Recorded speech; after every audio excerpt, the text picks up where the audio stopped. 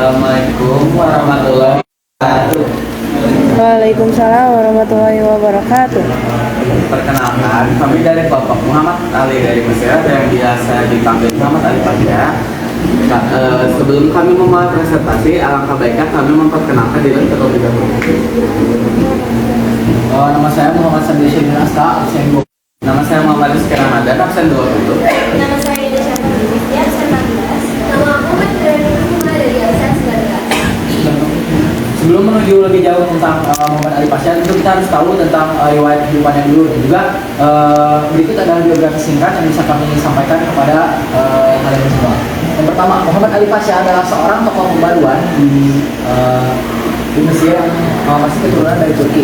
Dia lahir di Kawala, Yunani pada tahun 1745 dan meninggal tahun 1849 di Mesir. Nama lengkapnya adalah Muhammad Ali Pasha atau dikenal dengan Pasha atau Muhammad Ali dari Mesir.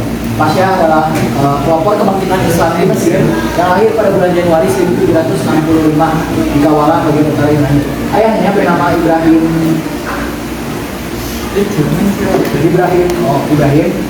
di Kawala, bagian utara Yunani. Ayahnya termasuk keluarga yang tidak mampu. Oleh karena itu, dengan kondisi tersebut, sejak kecil Pasha bekerja membantu untuk ekonomi keluarganya dan tidak bisa mengenyam pendidikan sebagaimana anak-anak kebanyakan. Namun dengan background yang demikian, Ali Pasha kemudian akan membuktikan dengan berbagai pemikirannya dan juga pencapaian atau prestasi yang kemudian akan didapatkannya. Yang selanjutnya adalah dari tokoh Ali Pasha.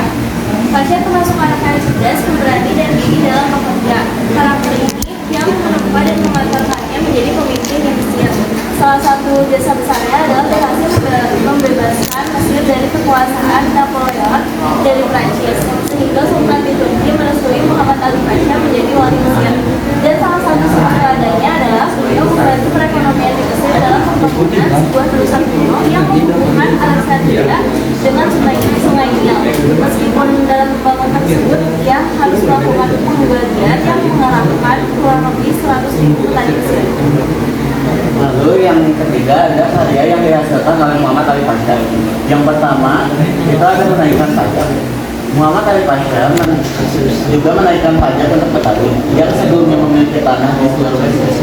Hal ini sengaja dilakukan karena jika para petani tidak mampu membayarnya, dia bisa menyita sawah mereka.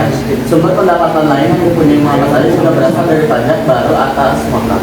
Yang kedua ada menciptakan undang-undang. Pada 1829, Muhammad Ali mengesahkan undang-undang pidana pertamanya secara perlahan. Ia memang mengubah sistem hukum di Mesir agar lebih bisa memegang kendali atas rakyatnya. Muhammad Ali Pasha memperbaiki peraturan alat bukti di pengadilan yang sebelumnya tidak menentang. Lalu yang terakhir, mendirikan sekolah-sekolah. Sekolah yang didirikan oleh Muhammad Ali Pasha pada 1832 digunakan untuk menghasilkan dokter-dokter perempuan. Bagi para perempuan yang mengikuti sekolah ini, mereka akan mendapat pelatihan selama 2 tahun. Dan pelatihan selama 2 tahun itu, selain sekolah kedokteran perempuan, Muhammad Ali Pasha juga mendirikan sekolah militer, sekolah teknik, sekolah ketabiban, dan sekolah penutup. Ia juga diketahui mengirimkan sekitar 300 pelajar Mesir ke Eropa, terutama Paris, untuk menempuh pendidikan. Selanjutnya, yang terakhir, ideologi tokoh atau pemikiran tokoh. Yang pertama, mengirimkan pelajar Mesir untuk belajar ke Prancis, Italia, Inggris, dan Austria sebanyak 311 antara tahun 1813 sampai 1814. Yang kedua, dalam bidang militer, Pasha melakukan inovasi dengan mendatangkan seorang perwira tinggi Prancis untuk melatih tentara militer Mesir. Tidak hanya itu, Pasha juga mengirimkan pelajar terbaiknya untuk belajar kemiliteran di Prancis. Setelah lulus, mereka diminta untuk mengajar di sekolah militer di Mesir. Yang ketiga, dalam bidang ekonomi dan pertanian, Pasha melakukan beberapa inovasi, diantaranya memperbaiki irigasi lama, membangun irigasi baru, menanam kapas, mendatangkan ahli dari Eropa, dan membuka sekolah pertanian. Dan yang terakhir, dalam bidang pendidikan, Pasha melakukan inovasi dengan mendirikan sekolah modern, yaitu sekolah militer, sekolah teknik, sekolah kedokteran, sekolah apoteker, sekolah pertambangan, dan sekolah politeknik.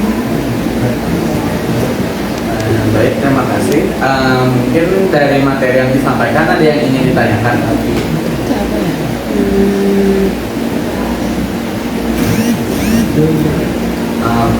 Ya, nama saya mau bertanya, kan tadi di bagian berikutnya ada yang memperbaharui undang-undang dengan tujuan untuk memperbaiki dari undang-undang yang sebelumnya. Nah, jadi apakah dampak dari undang-undang yang baru ini memberikan manfaat positif bagi masyarakat atau gimana? Izin menjawab. Jadi untuk undang-undang itu tentu memberikan dampak positif buat masyarakat karena itu tuh transisi Mesir ya, dimana sebelumnya tuh Mesir itu sempat dikuasai oleh Napoleon juga, karena Napoleon itu ingin menyebarkan kekuasaannya dan juga pemahaman untuk bagaimana caranya menjadi seorang pemimpin di suatu wilayah dan khususnya di Mesir. Nah, keyakinan tersebut tuh mulai berubah ketika Muhammad Ali Pasha ini dia mengeluarkan berbagai ideologi dan juga suatu hal yang membuat masyarakat Mesir itu mengerti gitu bahwa mereka tuh seharusnya punya pandangan hidup sendiri dan juga bisa terbebas dari Napoleon. Nah, setelah Napoleon itu berubah, maka undang-undang yang asalnya didirikan ataupun dibangun untuk ibaratnya sipil yang dari Prancis yang masuk ke Mesir itu diubah Muhammad Ali Pasha untuk mengikuti perkembangan zaman di Mesir pada saat itu. Karena transisi itu tuh membutuhkan perubahan yang signifikan, makanya undang-undang pun seperti dibangun dari awal. Jadi untuk dampak positifnya pasti ada, karena dari bagian judulnya aja itu adalah suatu karya yang dihasilkan. Jadi dengan kata lain yang disebut karya itu adalah suatu hal yang mungkin makanya dia ini termasuk karya yang pantas kita pelajari itu karena undang-undang tersebut itu bermanfaat. Makanya dia melihat dari sisi perundang-undangannya, dia merasa itu harus diperbaiki, maka pasti menuju yang lebih baik. Untuk dampak lebih lanjutnya, mungkin kami harus melakukan riset lagi atas dampak dari undang-undang tersebut apa. Mungkin ada pertanyaan.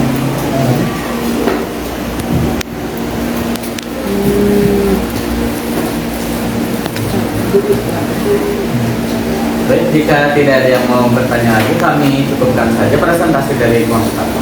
Wassalamualaikum warahmatullahi wabarakatuh.